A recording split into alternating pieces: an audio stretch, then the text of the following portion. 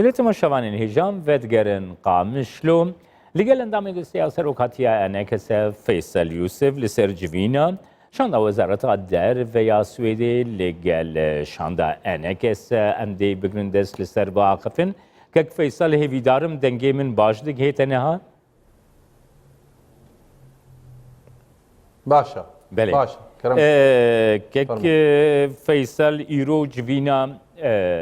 دسیاسه روکاتیا انکسه شاندا انکسه نگل شاندا وزارت دربیا سویدی پیکات دو خواستم بزنم دیجوینی دم جارین سره که گوه گرتی دستات شد. سپاس بالیوز سویدی نونری فایل سوری وزارت دربیا سویدی ده دیتن السر خواستنا وابو يعني خواستن انجمنان اجتماعي كردي ببينن ام دستايا سروكاتية انجمني بون ام لفرو نشتن الدستبيكي اوا قوتن ايما ام هاتنا لفي هرمي ام شوبينن وضعي خلقيتشيا ايكوش براتشيا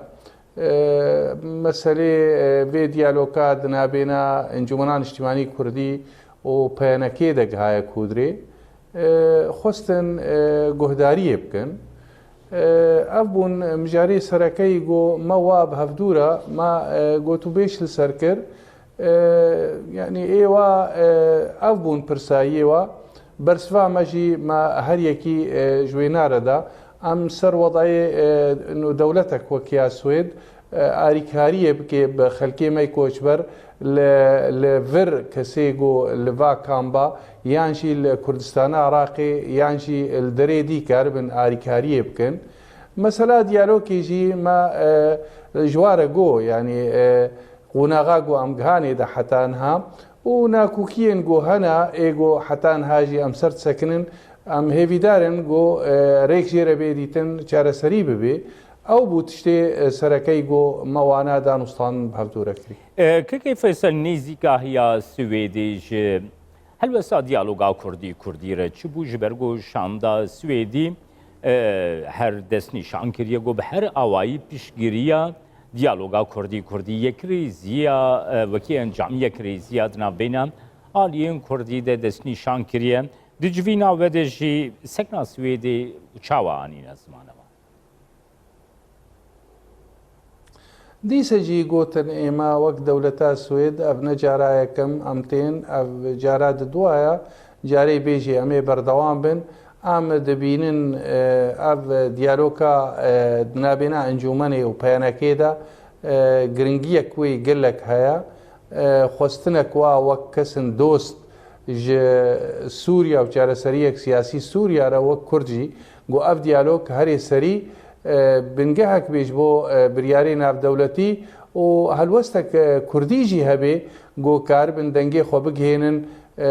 چكسي جو ايرو تخازن چاره سري كي تهندروي سوريا دا وك دوست جاركي بدو او سياجي تكسكرن وهيفيه جو اف ديالوج بسركفي وهاجر برسغريكن هابن الجورجو او كاربن آريكاريه بكن جو چاره سري بكن ولو گوتن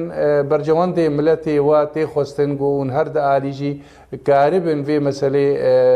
ریکی شیره ببینن گو ریکفتن چیب بی ای مجی مجعلی خود اجوار گو قوناغا امنهاگ هانی دا ریکفتن دوی بنگاهک بی اریکرنک برجوان دی ملتی کرد را نجمه هر د آلیاتن را بی او پرزگریکی گو هنه گو خلق جیتین ایشاندن تمام امچاره سر بکن ریوبریا گو هبی ریوبریا خلقی و ملت بی مسئله لشکری گو هبنجی او مسئله پاراستنا ملت بی نه یک آلی تنی بی ما اف مسئله اف مدانی شاندان و خواستنا مجی گو او ریکفتن امبر پیدن گو بیمشاندن وحتى هاجي ام تيكلدار مجواره قوت يعني ما قلت نكر يبقاسي قو امدان وسطانات كن قو ام ريب وارا ببينن قو برا او ريكفتنا هيفيه ملتي مو دوستا دولتي وك سويد جرينجيا وا دولتي وك امريكا وك روسا وك يو ان تمامي رولك واهيا وخستنك واهيا قو يك هلوستك كردي هبي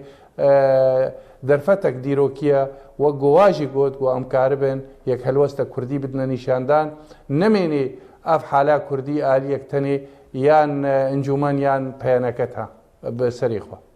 کێکێ فێسەل نوهاوەکی کو تێدەست نیشانکردی پشتگیریاش بۆی دیالۆگا کوردی قەدا هەری بەرفەرە هەیە نابنەتەوەی دەهاتیە دەست نیشانکردن ژە ئەمریکا بگرە حتا وڵاتین یەکیتیا ئەوروپا حتا نەتەوەی نەگرتی کووەکی تێدەست نیشانکردی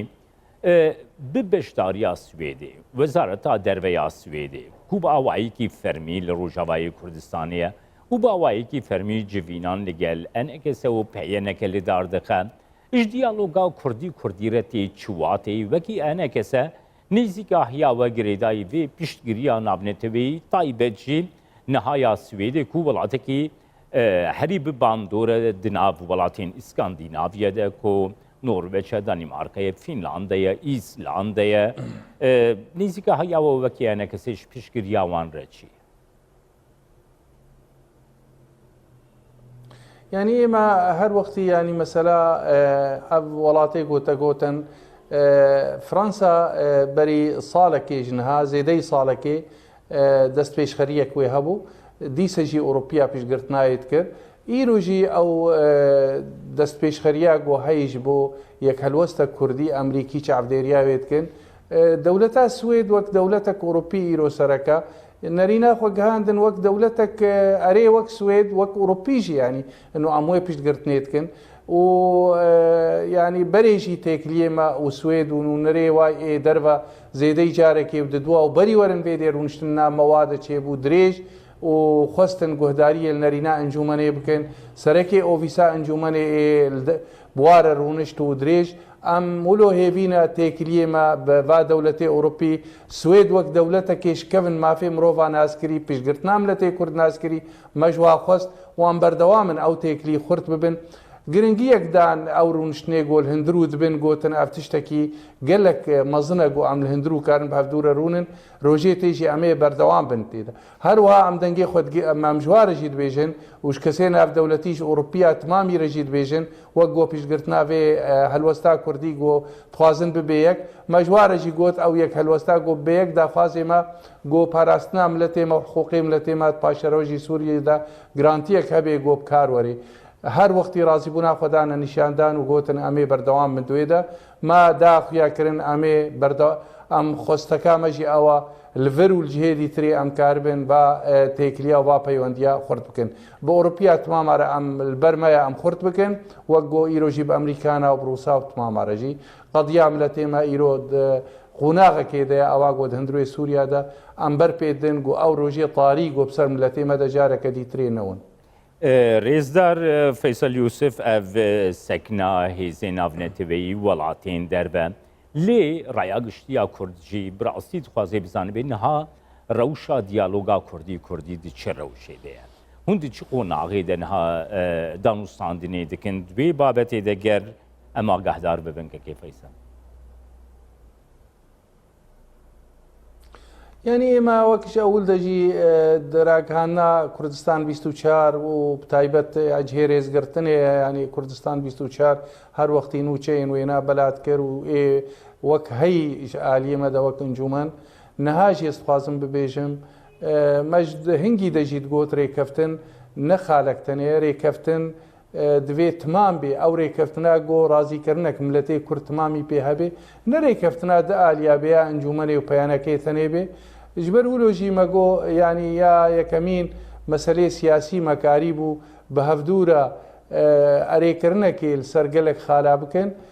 پەیڕێژی ئەم ڕێکەفتنا دهۆکێ بنگەهەکەشدان وستانێ مەرە مەسەلا لێڤەگەرا کوردیا بلند خالێ وێ مەکاری بوو ئەم پێرە بگهنە هەنێک ئەنجامێ باش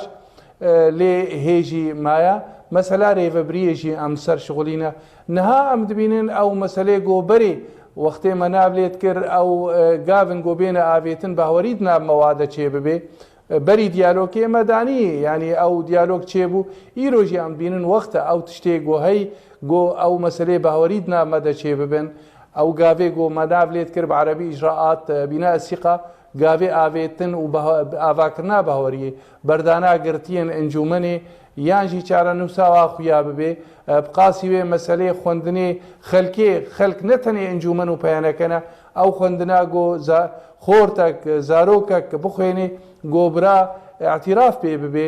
بقاسی وێ ئەو خۆرتێمەی گۆێ مەسەلا لەشکریانە چار و ئێدی ترێ جارەکەدی ببنە بنگەک ji بۆ کار و چالەکیان نە لڤر و دەرا هابێ بقاسی وێنە ئەو ڕێڤەبریا گو ئەم چێ بکەن ڕێڤەبریە کوردی سووری بسەرێ خوا تەسەڕف بکێ بێ کەسەکی هەروەهاژی ئەم دبینن عەقدەك اجتیماعی گۆ ڕێکەفتنا دهۆکێ وەختێمە گۆ ڕێڤەبری یەک خالێ ڕێکەفتنا دهۆکێ ئەوا گۆ شریکاتیا ڕێڤەبریێ گرێدای بوو گوارداننا عقدا اجتماعی تشتێک گۆ ئەم بینن گۆ ئەم وەک هەبن نەژ ئاریکی تەنێ ئەو عقدا گۆ حەتانها ئەم سەروانا کارتکن و ئیرۆژی ئەم ڕیاد گەرن گۆ ئەم کار بن بە هەفتوورە ڕێکی ژێرە ببینن کەکێ فەیسەڵ جivînên دیالۆگا کوردی بەردەوام دکن